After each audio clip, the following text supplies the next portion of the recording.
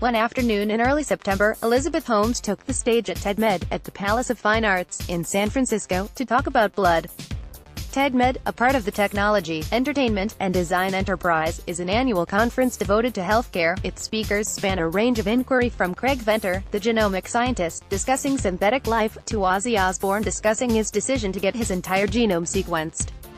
The phrases, disruptive technology, and the future of medicine, come up a lot. Holmes, who is 30, is the CEO of Theranos, a Silicon Valley company that is working to upend the lucrative business of blood testing. Blood analysis is integral to medicine. When your physician wants to check some aspect of your health, such as your cholesterol or glucose levels, or look for indications of kidney or liver problems, a blood test is often required. This typically involves a long needle and several blood-filled vials, which are sent to a lab for analysis. Altogether, diagnostic lab testing, including testing done by the two dominant lab companies, Quest and Laboratory Corporation of America, generates $75 billion a year in revenue. Holmes told the audience that blood testing can be done more quickly, conveniently, and inexpensively, and that lives can be saved as a consequence. She was wearing her daily uniform, a black suit and a black cotton turtleneck, reminiscent of Steve Jobs, and had pinned her hair into an unruly bun. As she spoke, she paced slowly, her eyes rarely blinking, her hands clasped at her waist. Holmes started Theranos in 2003. When she was 19, she dropped out of Stanford the following year.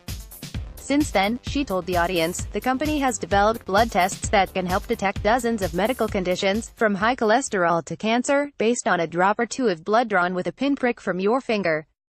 Theranos is working to make its testing available to several hospital systems and is in advanced discussions with the Cleveland Clinic.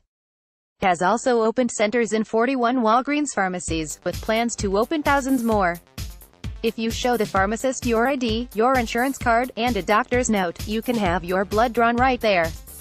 The sample is then sent to a Theranos lab. From that one sample, Holmes said, several tests can be run, all less expensive than standard blood tests, sometimes as much as 90% below the rates that Medicare sets.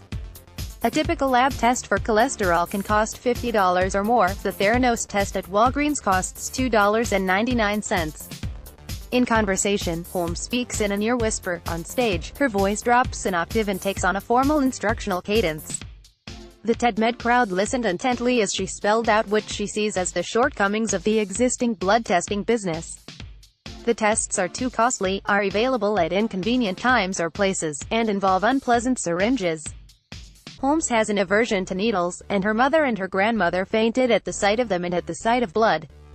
Recently, she told me, I really believe that if we were from a foreign planet and we were sitting here and said, okay, let's brainstorm on torture experiments, the concept of sticking a needle into someone and sucking blood out slowly, while the person watches, probably qualifies. Holmes thinks that getting a blood test should instead be a wonderful experience, and the aim of Theranos is to lower the barriers.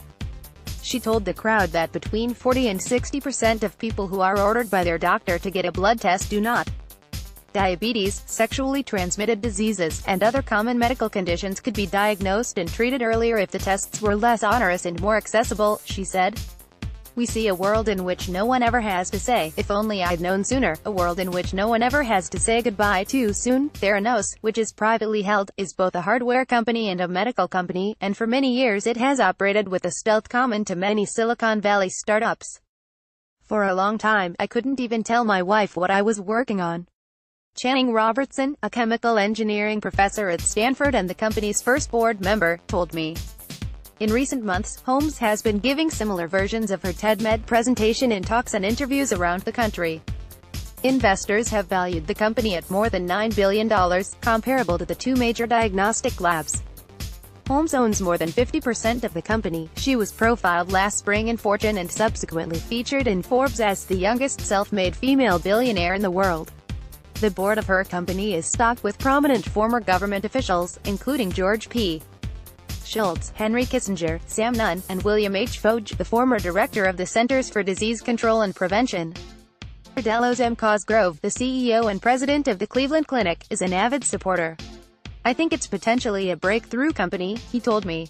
It represents a major change in how we deliver healthcare. The company's rise comes at a time when consumers are increasingly eager for access to their personal data. The plummeting costs of DNA sequencing technology have made it possible for companies such as 23andMe to provide individuals with their genetic information directly, rather than through doctors, empowering nerdy customers and self-motivated patients. Smartphone apps let users track their heart rates, their sleep cycles, and the number of steps they've taken, and share the data with a doctor or with friends. In her talk, Holmes said, "My own life's work in building Theranos is to redefine the paradigm of diagnosis away from one in which people have to present with a symptom in order to get access to information about their bodies to one in which every person, no matter how much money they have or where they live, has access to actionable health information at the time it matters." Cosgrove predicts that blood tests for many common health issues, including high cholesterol and diabetes, will be initiated by patients as well as by doctors. The CVS's and the Walgreens and the Walmarts of the world are going to be taking a lot of things that currently go to primary care physicians, he said. The impact of that on our industry will be enormous, but